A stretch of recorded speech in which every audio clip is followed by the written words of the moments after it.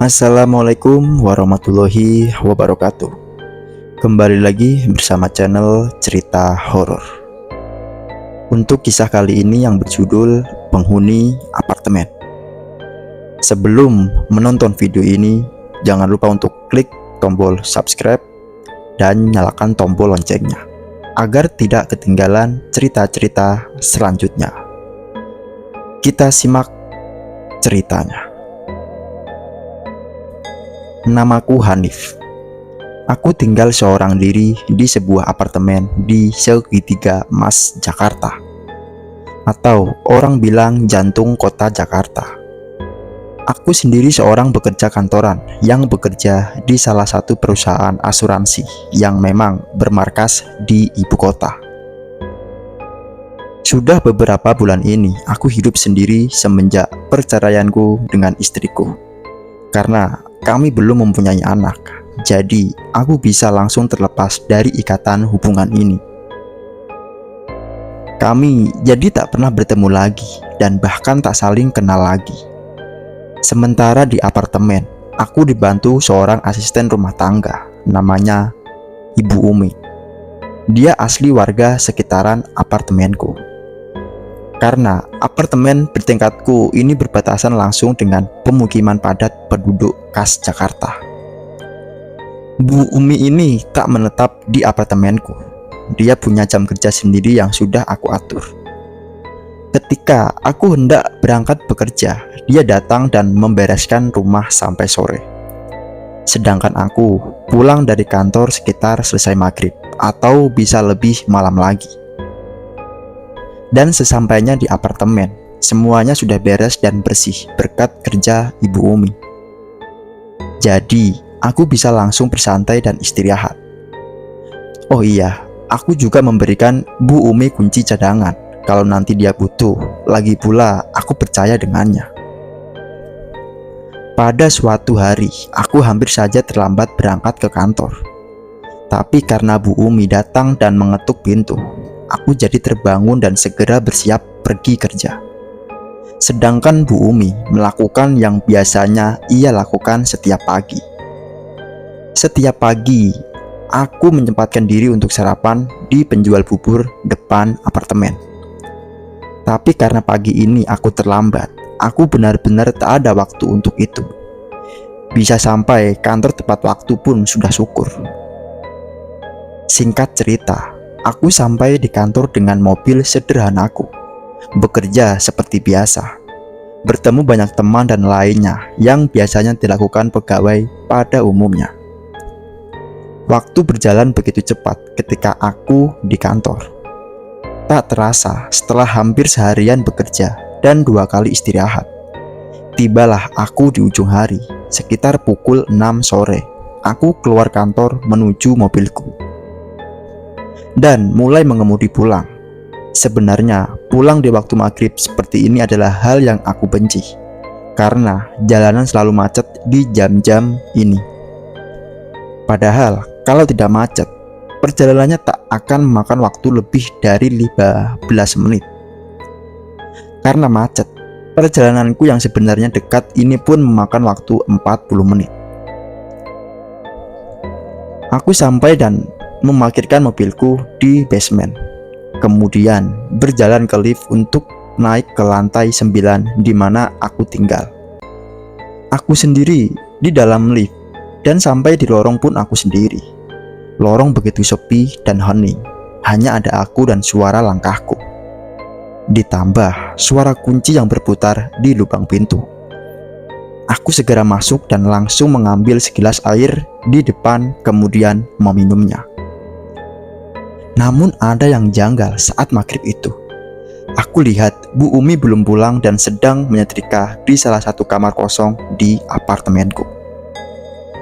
Karena pintunya dibuka, aku jadi bisa melihatnya.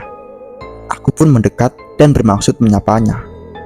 Waktu itu, Bu Umi posisinya membelakangiku. Kepalanya menunduk sambil fokus menyetrika bajuku.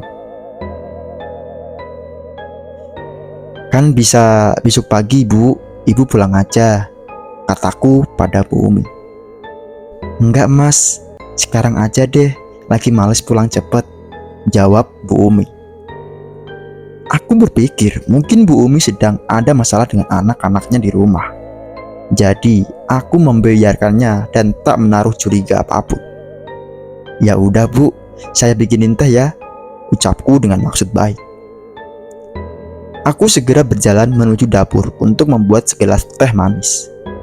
Cangkir sudah ada, teh pun tersedia, jadi tinggal aku buatkan saja untuk dia. Kasihan, dia bekerja seharian.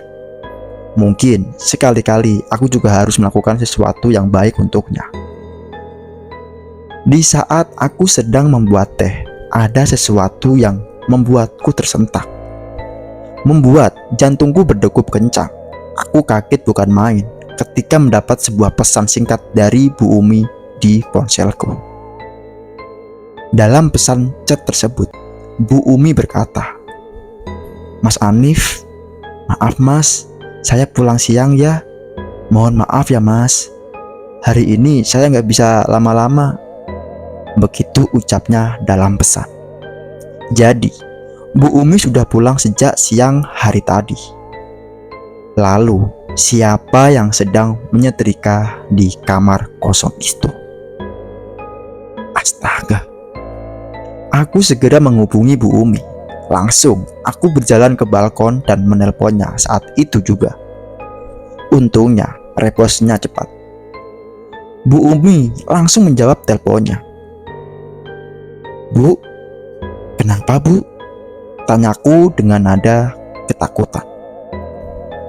"Mas, maaf, saya pulang lebih awal tadi. Nanti deh, besok saya ceritain. Ada yang gak beres di apartemen mas," ucapnya dengan nada yang sama, takutnya denganku. Aku pun langsung menutup telepon itu karena tak ada yang perlu aku ketahui lagi. Semua sudah jelas. Orang yang sedang menyetrika itu bukan Bu Umi. Aku pun menyimpan ponsel di saku dan berjalan masuk. Dengan memberanikan diri atau berjalan menuju kamar kosong itu, aku ingin memastikan siapa yang ada di sana. Firasatku tidak enak, sangat buruk. Saat sampai di depan pintu kamar, sosok itu masih di sana, persis menyerupai Bu Umi dari belakang. Aku juga lupa belum melihat wajahnya. Dari depan pintu, aku perhatikan sosok itu. Sosok yang masih saja menyetrika baju yang sama. "Maaf, kamu siapa?" "Bu Umi sudah pulang kok. Saya bisa panggil security loh," ucapku dengan maksud mengancam. Yang membuatku bergidik adalah ketika sosok itu tertawa cekikikan sebelum menjawab. "Loh, memang kamu belum sadar juga?" tanya sosok itu sambil terus menyetrika. "Hayo, aku ini siapa?" tanya sosok itu lagi. Aku ketakutan setengah mati. Badanku bergetar hebat. Ingin rasanya aku lari. Tapi entah kenapa mataku rasanya ingin melihat sosok itu. Kemudian sosok itu menoleh kemudian berdiri menghadapku, memperlihatkan wajahnya yang rata tanpa mata, hidung dan mulut benar-benar rata. Aku pun segera lari sambil berteriak saking takutnya. Aku tinggalkan apartemen. Langsung aku lari ke lift untuk turun ke lantai bawah. Selama di lift, tak henti-hentinya aku istighfar. Astaga, sosok apa yang aku lihat tadi? Makhluk halus. Kenapa ada di apartemenku? Gara-gara kejadian itu, aku tak tidur di apartemen malam itu. Aku terpaksa tidur di rumah orang tua di Bekasi yang lumayan jauh jaraknya. Keesokan harinya, aku berangkat kerja seperti biasa. Bu Umi kusuruh untuk tidak datang ke apartemenku karena aku sedang tak di sana. Setelah pulang kerja, aku berkunjung ke rumah Bu Umi. Aku ceritakan apa yang aku alami kemarin. Dan ternyata Bu Umi pun mengalami hal yang sama. Itulah alasan kenapa Bu Umi pulang lebih cepat. Bu Umi bilang kalau makhluk itu menyerupai aku. Namun setelah menoleh, wajahnya rata. Setelah aku dan keluargaku menggelar pengajian kecil di apartemen, barulah aku berani lagi menempati apartemen itu. Dan ceritanya pun selesai.